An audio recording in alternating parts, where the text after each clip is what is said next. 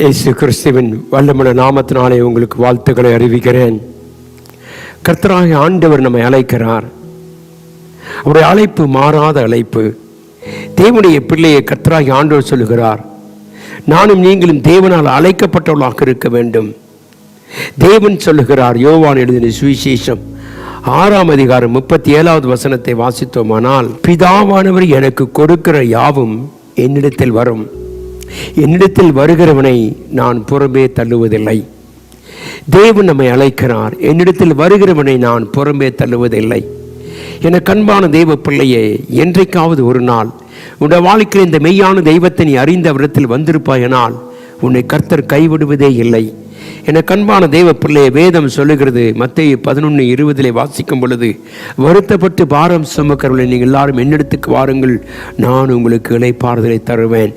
எத்தனை ஒரு அன்பான ஒரு இன்விடேஷன் தெய்வ பிள்ளையே. கர்த்தர் நம்ம கொடுத்திருக்கிற ஒரு அழைப்பு, மகிமையான அழைப்பு. நான் உன்னிடத்தில் இளைப்பாறுதலை காண விரும்புகிறேன். நீ கர்த்தரிடத்தில் வருவாயனால் அலைந்து திரிகிற உன் வாழ்க்கை, அலைந்து திரிகிற உன் கால்கள் நிலைப்படுத்தப்படும். இந்த காலை வேளையிலே சொல்லுவோம், கர்த்தாவே, இந்த குறிப்பின் பிரகாரமாக, இந்த வார்த்தையின் பிரகாரமாக நீர் எங்களோடு கூட பேசி கொண்டிருக்கிறதுக்காய் ஸ்தோத்திரம். என்னிடத்தில் வருகவை நான் புறம்பே தள்ளுவதில்லை. இந்த தேவனிடத்தில் வந்தால் உனக்கு கிடைக்கிற ஆசீர்வாதங்கள் என்ன? எத்தனையோ ஆசீர்வாதங்களை கர்த்தர் நமக்கு வைத்திருக்கிறார்.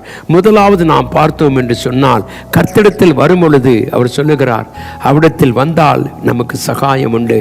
ஓசியாவின் புஸ்தகம் 13ஆம் அதிகாரம் 9வது வசனத்தை வாசித்தோமானால், இஸ்ரவேலே, நீ உனக்கு கேடு உண்டாக்கி கொண்டாய், ஆனாலும் என்னிடத்தில் உனக்கு சகாயம் உண்டு. கர்த்தரிடத்தில் நீ வரும்பொழுது கர்த்தராகிய ஆண்டவர் சொல்லுகிறார், வருத்தப்பட்டு பாரம் சுமக்கிற உங்களுக்கு நீ கர்த்தரிடத்திலே வருவாயானால், அவிடத்திலே நீ வரும்பொழுது அவர் உன்னை புறம்பே தள்ளாத தேவன் சொல்லுகிறார், நான் உனக்கு சகாயம் பண்ணுவேன். எத்தனை ஒரு அருமையான ஒரு ஆசீர்வாதம் தேவனுடைய பிள்ளையை சிந்தித்து பாருங்கள். அவர் நமக்கு கர்த்தர் கொடுக்கிற முதல் ஆசீர்வாதமே நம்முடைய வாழ்க்கையிலே சகாயம். நமக்கு உதவி செய்வார், நமக்கு நன்மை செய்வார். சிந்திச்சு பாருங்க. இந்த உலகத்தில் யாருமே அப்படி நம்மை அழைக்க முடியாது. கர்த்தர் என்னிடத்திலே வா, உன்னுடைய என்ன பலவீனமாக இருந்தாலும், என்ன குறை இருந்தாலும், உன்னுடைய வாழ்க்கையில் எத்தனை பாவங்கள் இருந்தாலும், நீ அவைகளை என்னிடத்திலே கொண்டு வரும் பொழுது என் ரத்தம் உன்னை சுகமாக்கும் என்று கர்த்தர் சொல்லுகிறார். உனக்கு விடுதலை கொடுக்கும் என்று கர்த்தர் சொல்லுகிறார். தேவனுடைய பிள்ளையை கர்த்தரிடத்தில் வந்த ஒருவனையும் கர்த்தர் தள்ளுவதே இல்லை. நாம் உதாரணத்தை புதிய ஏற்பாட்டில் நாம் வாசிக்கும் பொழுது, ஒரு தகப்பனுக்கு 2 குமாரர்கள் இருந்தார்கள். அது ஒருவன் தன் ஆசியை எடுத்துக்கொண்டு போய் தூர இடத்துல அவை எல்லாவற்றையும் அழித்து விட்டு, வேசிகளுக்கும் தாசிகளுக்கும் அவைகளை அழித்து விட்டு அவன் திரும்பி வந்த பொழுது தகப்பன் ஒரு வார்த்தை கூட கேட்கவில்லை. அவனுக்கு சகாயம் செய்தார். அவனை அழைத்து கொண்டு வந்து அவனுக்கு வஸ்திரத்தை கொடுத்து, அவன் பாதரட்சைகளை கொடுத்து, அவனுக்கு முத்திரை மோதிரத்தை கொடுத்து தன் குடும்பத்தில் ஒருவனாக சேர்த்து கொண்டார்.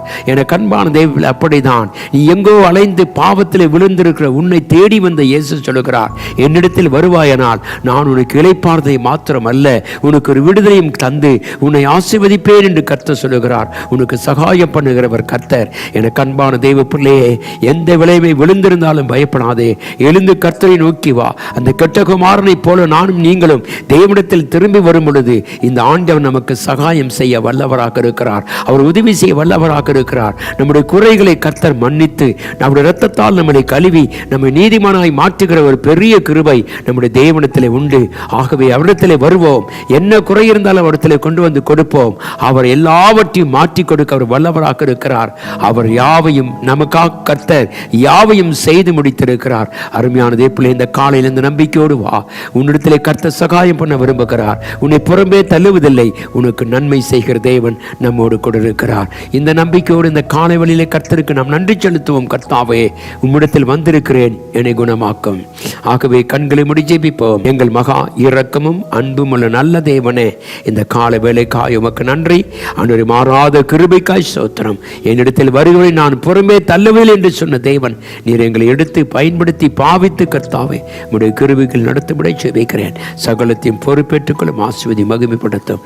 தொடர்ந்து உம்முடைய கரம் இருக்கும்படியாய் இயேசுவின் நாமத்தில் ஜெபிக்கிறேன் அன்பின் நல்ல பிதாவே, ஆமென். கர்த்தர் தாமே நம் அனைவரையும் ஆசீர்வதிப்பாராக. ஆமென்.